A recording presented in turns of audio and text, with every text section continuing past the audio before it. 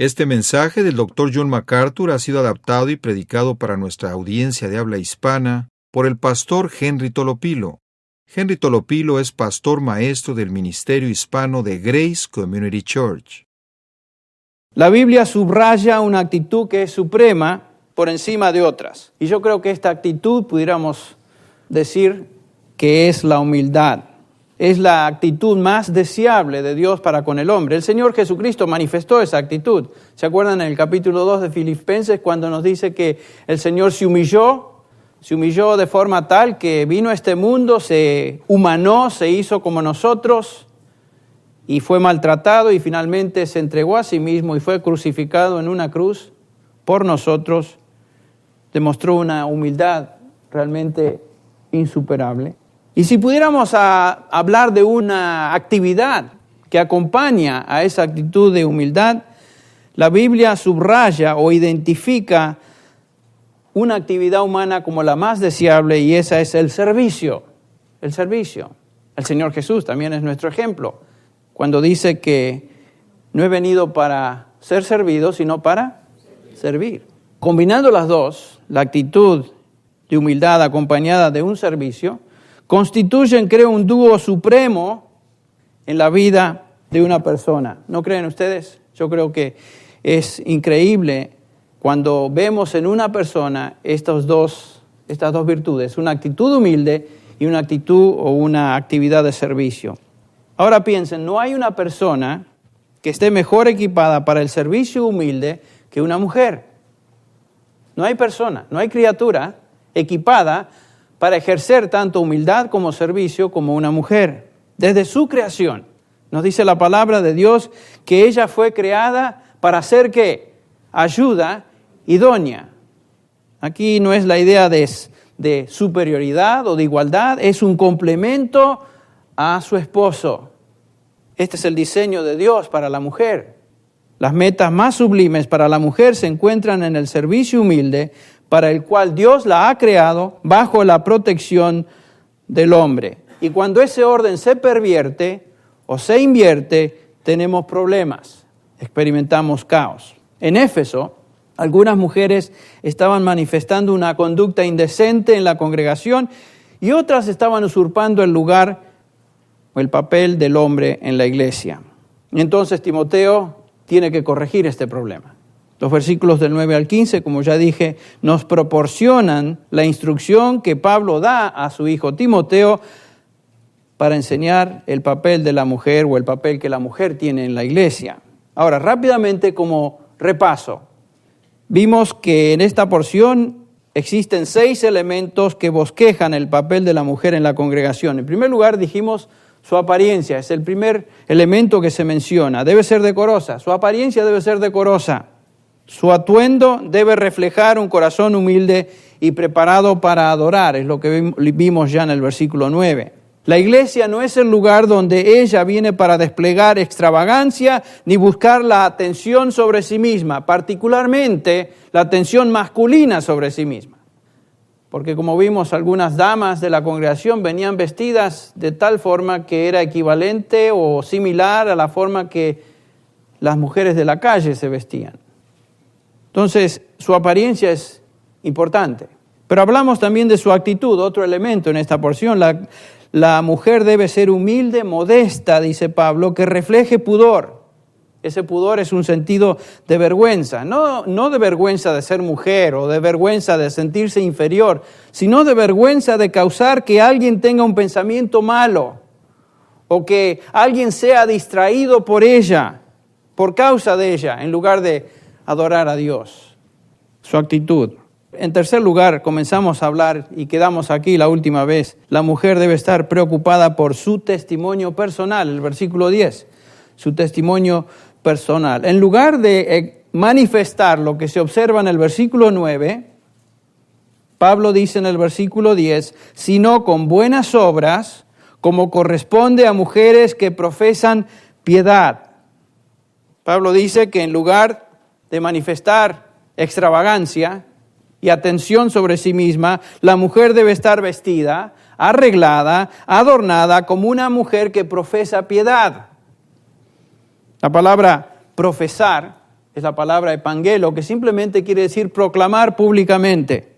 Lo que está diciendo Pablo es que una mujer que ha hecho un anuncio público, ha profesado tener un compromiso con el Señor, si ha profesado que adora y ama a Dios, entonces, dice Pablo, debe conducirse por obras, o mejor dicho, de tal manera que sus obras apoyen esa profesión, que respalden lo que está expresando verbalmente. Por supuesto, esto es una realidad para todo cristiano, no simplemente se limita a las mujeres. Cada creyente que profesa ser hijo de Dios, profesa seguir al Señor Jesucristo, debe ser una persona que vive una vida de acuerdo a lo que él profesa. El que dice que es de Cristo debe andar como él anduvo. La palabra piedad es theosebia, que quiere decir reverencia a Dios. Theo, la palabra theo es donde nosotros sacamos la palabra Dios. Theos, Dios, sebia, es del verbo sebomai, que quiere decir adorar. Entonces, una persona que profesa piedad es una persona que profesa adorar a Dios, ser reverente a Dios. Y dice Pablo que esta persona debe vivir de acuerdo a lo que Dios indica en su palabra. Profesar piedad es profesar ser obediente a Dios. Esto es hacer buenas obras. Las buenas obras son simplemente obediencia a Dios. ¿Recuerdan el pasaje de Efesios 2:10? Dice Pablo, porque somos hechura suya, ¿recuerdan? Creados en Cristo Jesús para buenas obras, las cuales Dios preparó de antemano para que anduviéramos en ellas. Una mujer no puede, por un lado, profesar, anunciar que es del Señor y por otro lado vivir sin reconocer lo que Dios dice en su palabra en cuanto a conducta y en cuanto a su papel como mujer. Esto sería una contradicción. Y este es un principio muy, muy importante de recordar cuando veamos de manera particular, en unos minutos, la función de la mujer en la iglesia y contrastemos lo que Dios revela en su palabra con la práctica contemporánea de tener mujeres pastoras o mujeres predicadoras o mujeres ordenadas al ministerio que llevan a cabo tareas en la iglesia que por diseño divino, escuche bien, por diseño divino, solo pertenecen a hombres. No es invento de Pablo, no es invento de ningún escritor bíblico, esto es invento de Dios, es diseño de Dios. Entonces la mujer que profesa piedad, dice Pablo, debe apoyar tal profesión con una conducta y con una práctica coherente. Su testimonio es de vital importancia. Ahora veamos el próximo elemento, el número 4 en este pasaje y al cual me acabo de referir. Estoy hablando del papel de la mujer en la iglesia. Número 4, el papel de la mujer en la iglesia. Y aquí entramos en un tema que nos va a tomar un par de semanas por lo menos tratar. Hemos visto su apariencia, su actitud, su testimonio y ahora su papel. Es un tema tan esencial que no podemos cubrirlo superficialmente. Y estoy seguro que cuando terminemos hoy, algunos de ustedes van a tener preguntas que quedarán sin responder. Estoy seguro.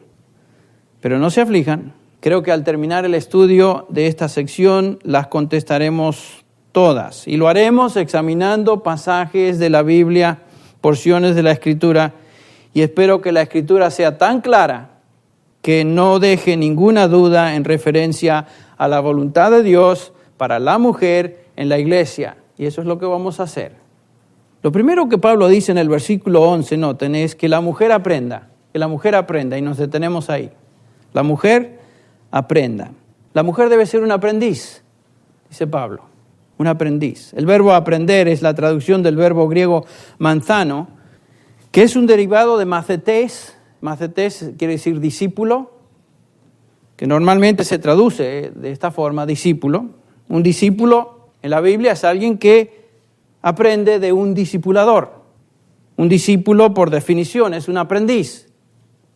El verbo se encuentra en el presente imperativo, es un presente, es un imperativo, lo cual indica que no es una mera sugerencia del apóstol, sino que está diciendo Pablo, este es su mandato. La mujer aprenda. Entre paréntesis, esto es una indicación que en el Nuevo Testamento, cuando la congregación se reunía, como parte íntegra de ese servicio de adoración, se reunía para aprender.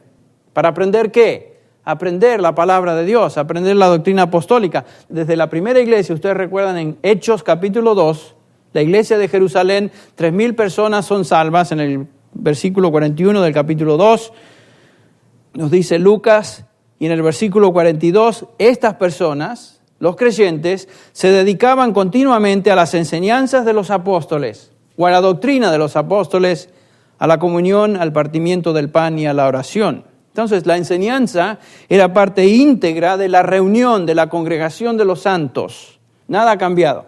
La iglesia hoy, cuando se reúne para adorar, como lo hacemos cada domingo, se reúne para adorar, y parte íntegra de ese servicio de adoración es la exposición de la palabra.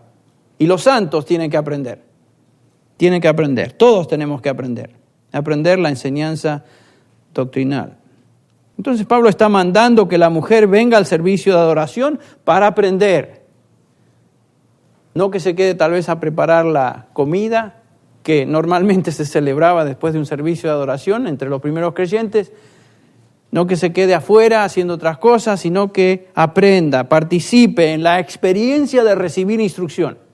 Lo que está diciendo, sea discipulada. Alguno se preguntará, bueno, ¿por qué este mandamiento? ¿No es cierto? ¿Por qué es que Pablo hace hincapié en el hecho de que la mujer debe aprender? ¿No es obvio, diría alguno, que la mujer tiene que aprender? ¿No es obvio que la mujer debe participar en el servicio de adoración, sentándose, aprendiendo, igual que el resto de los creyentes? Bueno, tenemos que recordar que en la época de Pablo la mujer no tenía la estima o la igualdad social que hoy ella goza con los hombres. En esa época, tanto en la cultura judía como en la cultura griega, las mujeres eran casi ciudadanos o ciudadanas de segunda clase. La tradición contemporánea judía, no el Antiguo Testamento como vamos a ver, pero la tradición religiosa contemporánea judía en la época de Jesús y en la época que Pablo escribe esta epístola, tenía a las mujeres como personas de poca estima. Por supuesto, los griegos no eran mucho mejor, pero entre los judíos era así también. Aunque no se le prohibía a la mujer, por ejemplo, asistir a la sinagoga, donde era la reunión donde venían los judíos a ser instruidos, tampoco se animaba a que las mujeres vengan y aprendan. Era casi opcional. Muchos rabinos en la época que esta epístola fue escrita se oponían a enseñar a mujeres. Era como rebajarse. ¿Cómo voy a enseñar a mujeres? Por favor.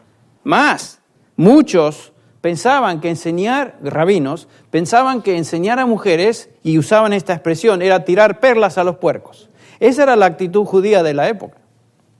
Algunos rabinos ni siquiera se dignaban a saludar a una mujer cuando ella venía a la sinagoga. Imagínense.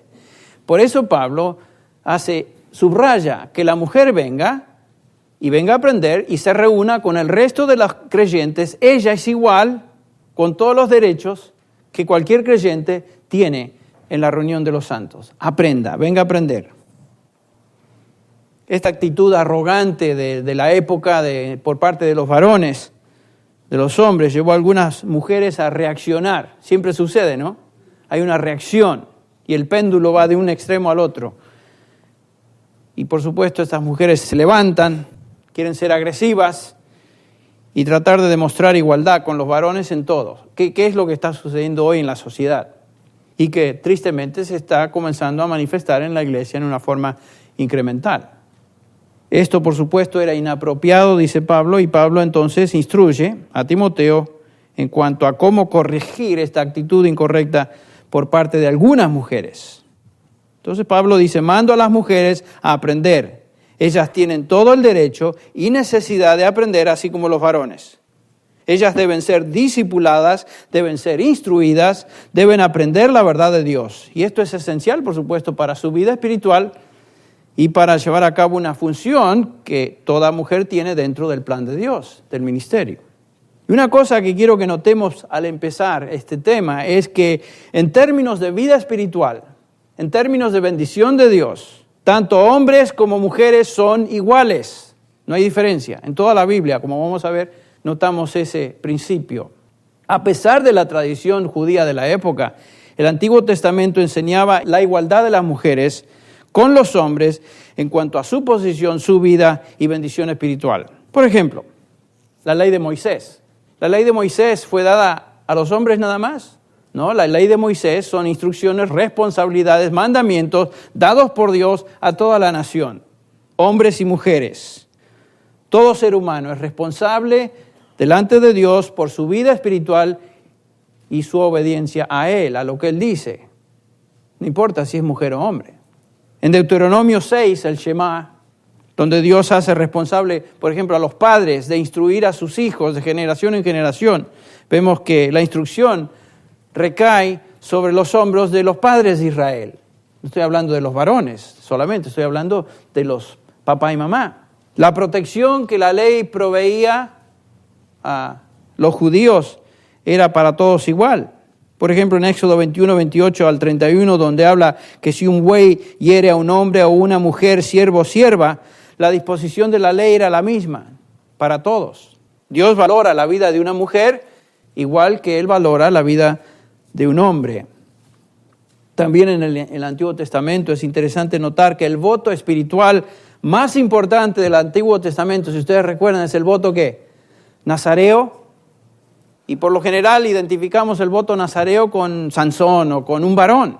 Pero el voto nazareo era un voto de dedicación a Dios que estaba abierto a hombres y mujeres. Por ejemplo, leemos en Números 6:2, habla a los hijos de Israel y diles, el hombre o la mujer que haga un voto especial, el voto nazareo, para dedicarse al Señor, etcétera, y continúa. Era un voto abierto, de dedicación a Dios, abierto a mujeres y hombres. Era un compromiso espiritual con Dios y no estaba de manera alguna restringido a los hombres. Por ejemplo, en Proverbios notamos que tanto padre como madre tenía que conocer la ley para poder enseñar la ley a sus hijos. Dice Proverbios 6:20, hijo mío, guarda el mandamiento de tu padre y no te olvides de la instrucción o la enseñanza de tu madre. Obviamente, la madre tenía que conocer la ley para poder instruir la ley a sus hijos. Otra indicación de la igualdad espiritual entre hombres y mujeres es lo que notamos. El servicio espiritual y religioso de la nación de Israel estaba abierto a todos. Y todos participaban, mujeres y hombres. Éxodo 38:8 dice, además hizo la pila de bronce y su base de bronce con los espejos de las mujeres que servían a la puerta del tabernáculo de reunión. Había mujeres que servían en el tabernáculo. No sabemos exactamente lo que hacían, no nos dice, pero estaban sirviendo en el tabernáculo de reunión. Servían a la puerta del tabernáculo. Nehemías 67 nos habla de siervos y siervas. Dice el versículo 67, siervos y siervas que eran 7,337, tenían 245 cantores y cantoras. Aparentemente en el servicio de adoración tenían un gran coro compuesto de hombres y mujeres, por supuesto. Hombres y mujeres participando en la adoración a través de la música. En varios pasajes del Antiguo Testamento, Deuteronomio 12, 10, 2 Samuel 6, 1 Samuel 1 y otras, leemos que las mujeres participaban en las grandes convocaciones de la nación de Israel. Y Dios en varias ocasiones en el Antiguo Testamento se aparece directamente a una mujer. En primer lugar, la primera mujer a la cual Él se revela y se aparece es Eva, capítulo 3 de Génesis, versículo 13. En Génesis 16:8 Dios se aparece a Agar, ¿se acuerdan ustedes? En Génesis 18:9 Dios habla directamente a Sara, la esposa de Abraham. Lo que vemos a través de todos estos pasajes del Antiguo Testamento es que todo ser humano es responsable ante Dios por su vida espiritual. Dios no hace acepción de personas cuando hablamos de la dimensión espiritual. No hay mujer ni hombre en ese sentido. Espiritualmente somos iguales. Sin embargo, tenemos que subrayar cuidadosamente que la verdad que acabamos de observar no implica que hombres y mujeres tenían el mismo papel. Esto es también muy, muy claro en la Escritura. Diferente papel, diferente función para hombres y mujeres. Igualdad espiritual no implica igualdad de función o igualdad de papel. Dios diseñó a hombres y mujeres con papeles distintos, con funciones distintas. Hay una gran línea divisoria entre mujer y hombre. Por ejemplo, podemos hablar de la igualdad hasta que se nos acabe el aliento, ¿no es cierto? Pero ningún hombre podrá dar a luz jamás a un bebé. Hay una diferencia obvia. Físicamente somos distintos. En cuanto a nuestra función somos distintos. Hasta el intelecto más limitado puede reconocer ciertas diferencias entre hombre y mujer. Por diseño de Dios no somos iguales en nuestros papeles. Y a la gente le cuesta entender. Es por diseño de Dios. Es por diseño de Dios. Yo, cuando era joven, jugaba fútbol, soccer. Y a mí me colocaron de delantero derecho. Esa era mi función en el equipo. Yo no era arquero, porque era un queso para jugar en esa posición, pero era delantero derecho. Y el centro forward tenía su función y el arquero tenía su función. Miren si todo el equipo quisiera ser arquero. ¿Dónde está el equipo? Por función, por diseño, cada uno tenía que trabajar, operar dentro de la posición que había sido establecida para tal jugador. Eso es lo que Dios hace con hombres y mujeres. Nos da una participación, una función especial dentro de lo que Él considera. Este es el equipo de ministerio. Esta es la familia. Esta es la sociedad. Y quiero que la mujer funcione así y quiero que el hombre funcione así. Este es mi diseño. El que quiera discutir, que discuta ¿con quién? Con el Señor. Igualdad espiritual no implica igualdad de papel. Pensemos en los papeles del Antiguo Testamento. Hay papeles, funciones muy especiales, limitadas para los hombres y las mujeres no se incluyen. Por ejemplo, no existe ninguna mujer que fue colocada para funcionar como reina de Israel o reina de Judá, ni una. Hay algunos, ¿pero qué de la reina Esther? Bueno, no era reina de Judá ni de Israel, era de Persia. Era judía, pero no era reina de Israel, por favor. Recuerde la historia, es todo lo que estoy diciendo. Esto comienza a decirnos algo de la actitud de Dios en cuanto al liderazgo. ¿Por qué no puso reinas? Bueno, por diseño, Él no lo hizo.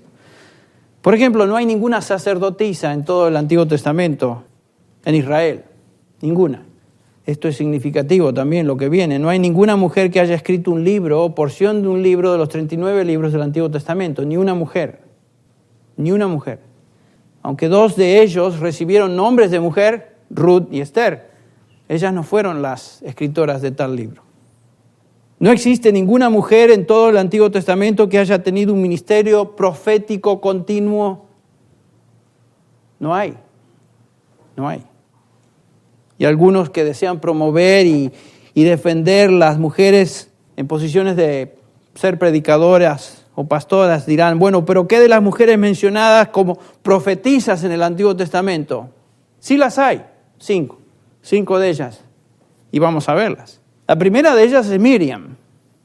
Éxodo 15:20 dice, y Miriam, la profetisa, hermana de Aarón, tomó en su mano el pandero y todas las mujeres salieron tras ella con panderos y danzas.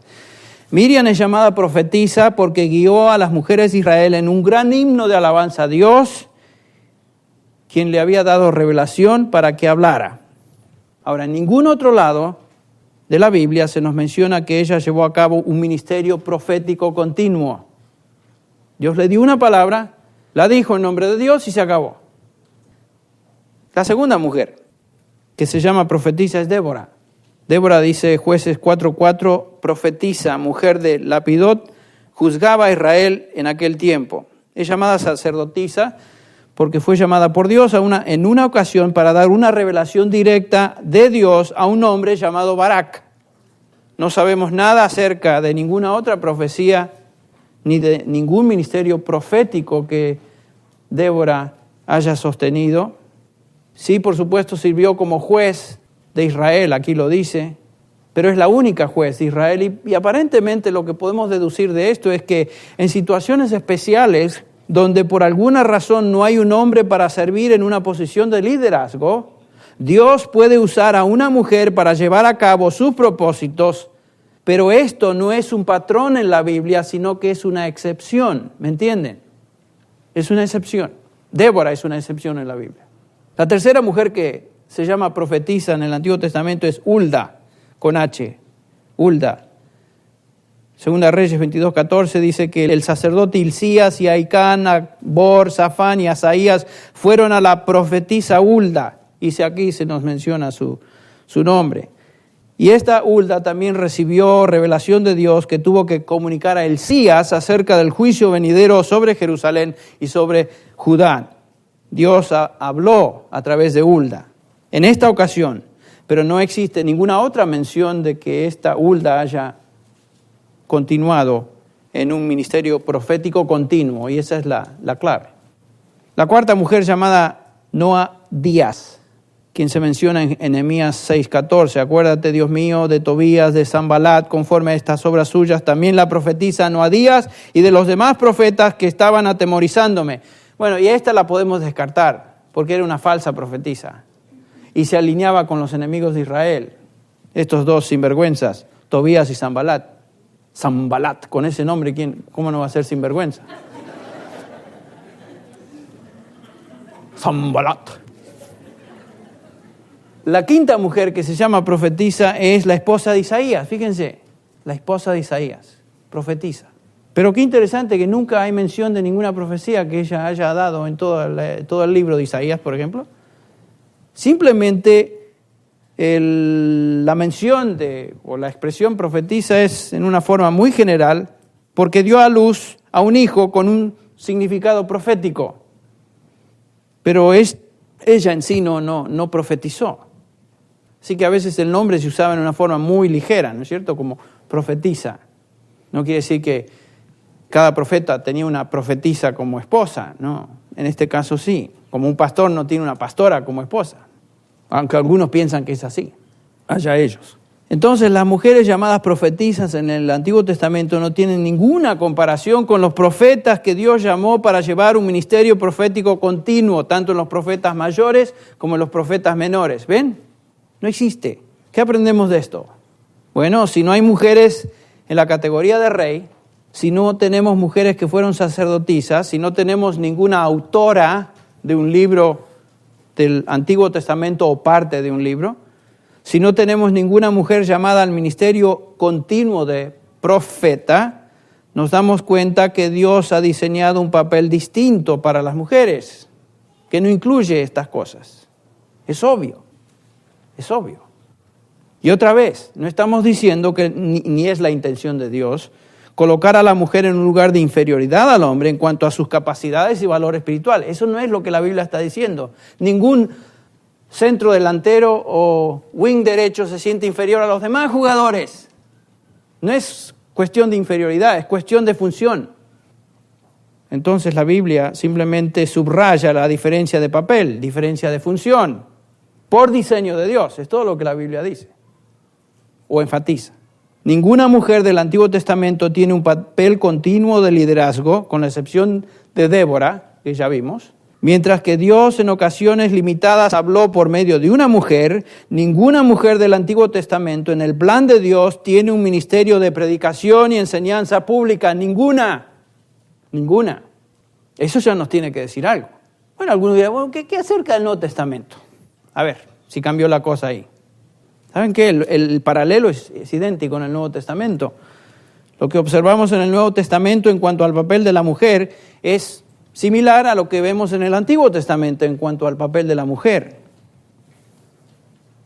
En primer lugar, para subrayar el principio con el cual comenzamos, en el Antiguo Testamento tanto varones como mujeres, hombres y mujeres son iguales delante de Dios en cuanto a posición espiritual. Gálatas 3:28 nos dice, no hay judío, no hay griego, no hay esclavo, no hay libre, no hay hombre ni mujer, porque todos sois uno en Cristo Jesús.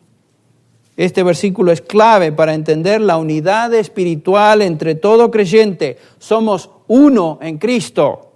No hay diferencia entre uno y otro. ¿Pero de qué está hablando Pablo? ¿Qué quiso decir con esto? ¿Por qué es que ya no hay distinción entre uno y otro? ¿De qué tipo de distinción está hablando? Bueno, el contexto nos enseña.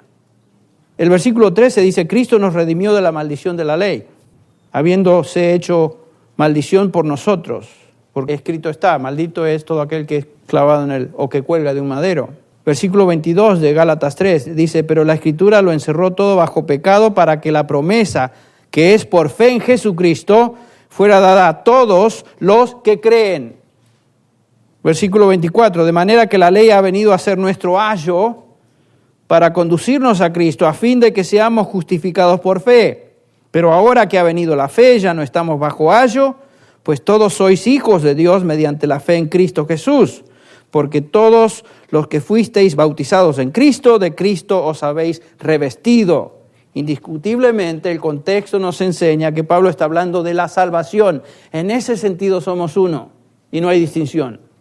En ningún momento podemos llegar a concluir que este pasaje nos habla del papel del hombre o la mujer en el liderazgo de la iglesia. Eso no está en el contexto. Y algunos usan este pasaje para decir, ven, tanto hombres como mujeres son iguales ahora en Cristo Jesús. Por lo tanto, hay hombres pastores, hay mujeres pastoras. Hay hombres ancianos, hay mujeres ancianas. Hay hombres obispos, hay mujeres obispas. Hay hombres pastores maestros, hay mujeres pastores maestros. No, de eso no está hablando este pasaje. Por eso tenemos que tener siempre en cuenta el contexto de cualquier pasaje que leímos o leemos. El contexto nos ayuda a entender lo que el autor está diciendo. Y por favor, si hay algo que el apóstol Pablo era coherente y sano de mente. Él no va a decir algo acá y contradecirse. Por ejemplo, ahora lo que vamos a ver en 1 Timoteo 2:12. Entonces el contexto nos ayuda a entender el significado del pasaje. ¿Cuál es entonces la distinción entre hombre y la mujer que queda borrada en Cristo Jesús? La distinción es que somos uno en Cristo. Ahora, toda persona puede venir a Cristo y experimentar salvación. No importa tu nacionalidad, judío o gentil, no importa tu condición social, esclavo o libre, no importa tu sexo, hombre o mujer, de eso está hablando. No importa, todos pueden ser salvos. Tratar de decir que ya no hay distinción de funciones o papeles entre un hombre y una mujer en este pasaje sería equivalente a decir que al venir a Cristo ya desaparecen las nacionalidades y la condición social de cada cristiano. Ridículo. Cada uno de ustedes vino a Cristo como mexicano, como cubano, como puertorriqueño, argentino, colombiano, lo que sea. Y una vez que se entregó a Cristo Jesús, su nacionalidad no cambió. Usted sigue siendo mexicano, colombiano, cubano, puertorriqueño, argentino, lo que sea. Eso no se borró. Lo que se borró es la distinción espiritual entre argentinos y colombianos. Todos somos uno en Cristo. Mexicanos y puertorriqueños, todos somos uno en Cristo. No importa qué, ese es el punto. Entonces, todo cristiano, después de su conversión a Cristo, todavía mantiene su nacionalidad, mantiene una posición social y mantiene su función dentro del sexo. ¿Usted todavía es varón o es mujer? Eso no se pierde. Es una terrible distorsión de la Escritura hacerle decir a este pasaje que todos somos iguales en nuestro papel. Eso no es lo que dice Pablo. No existe ninguna duda en todo el Nuevo Testamento que hombres y mujeres cristianos somos iguales en términos de nuestra condición espiritual. Todas las exhortaciones del Nuevo Testamento son dirigidas o están dirigidas a hombres y mujeres. Hay igualdad espiritual en cuanto a nuestra posición en Cristo, nuestras responsabilidades, nuestras bendiciones y nuestro futuro eterno. Somos iguales. Pero estas realidades no implican, jamás implican, que somos iguales en cuanto a nuestra función o papel en la iglesia. Por ejemplo, en el Nuevo Testamento no hay mujeres predicadoras. Ni una. No hay. En el Nuevo Testamento no existe ni una mujer que se denomine pastor maestro. No hay tal. No hay ninguna mujer que lleve a cabo la tarea de un anciano, obispo o pastor en el Nuevo Testamento. Ni una. No hay ninguna mujer que haya escrito un libro o parte de un libro del Nuevo Testamento de los 27. Otra vez, los 66 libros de la Biblia fueron escritos por hombres. No hay ninguna mujer con el título de evangelista en el Nuevo Testamento. No hay ningún sermón registrado que fuera dado por una mujer en el Nuevo Testamento. Y algunos ya estarán pensando, bueno, pero Tolopilo, ¿qué de las hijas de Felipe? Las profetisas, las hijas de Felipe, que se mencionan, sí, en Hechos 21:9. Las profetisas. Bueno, en primer lugar, que Lucas no le llama a las profetisas, dice que profetizaban. Y la palabra profetizar, tenemos que estar claros, quiere decir hablar en nombre de Dios. Quiere decir proclamar en nombre de Dios. En ningún lugar en algún momento, así como Débora, Miriam, Hulda, bajo los propósitos soberanos de Dios, estas hijas de Felipe profetizaron, hablaron en nombre de Dios. No sabemos cómo lo hicieron, ni dónde, pero en alguna ocasión hablaron por parte de Dios. Esto es muy distinto a ser llamadas a un ministerio de predicación o a un ministerio de enseñanza como el oficio del anciano requiere. Lo que vamos a ver en 1 Timoteo 3. O los ministerios que se mencionan en Efesios capítulo 4 del 11 al 12. Los hombres especialmente dotados que Cristo escogió para el ministerio. En ocasiones las mujeres oraron y profetizaron, según nos dice 1 Corintios 11, 5. La palabra profetizar otra vez simplemente quiere decir hablar o proclamar palabra de Dios. Y créanme que cada mujer en ese tiempo y en esta época debe ser una persona que habla palabra de Dios. Toda mujer cristiana debe ser una persona que habla palabra de Dios. En ese sentido, en el lugar apropiado. Y sí que el Señor dota a mujeres con dones similares a los de los hombres, en el caso del don de enseñanza. Pero eso no quiere decir que una mujer va a usurpar el lugar de un hombre y a enseñar públicamente a toda la congregación, como vamos a ver. Hay distinción y existe el lugar para ejercer estos dones para una mujer, pero no es la adoración pública, el servicio de adoración de lo cual está hablando Pablo en 1 Timoteo 2. Esto es muy distinto a ser identificada como anciana, pastora, obispa, o presbítera, o apóstol. No sé cómo sería el femenino de apóstol. ¿La apóstola? No existe tal cosa. La apóstola tal. Qué interesante que ni siquiera eso existe en el Nuevo Testamento. No hay tal nombre. Cada vez que hablamos de un apóstol, hablamos de un hombre. Otra vez repito, aunque la mujer goza de igualdad con el hombre en su posición espiritual delante de Dios, esto en ninguna manera borra las distinciones que Dios ha establecido en el papel que un hombre y una mujer tienen delante de Dios. Y la evidencia bíblica es contundente.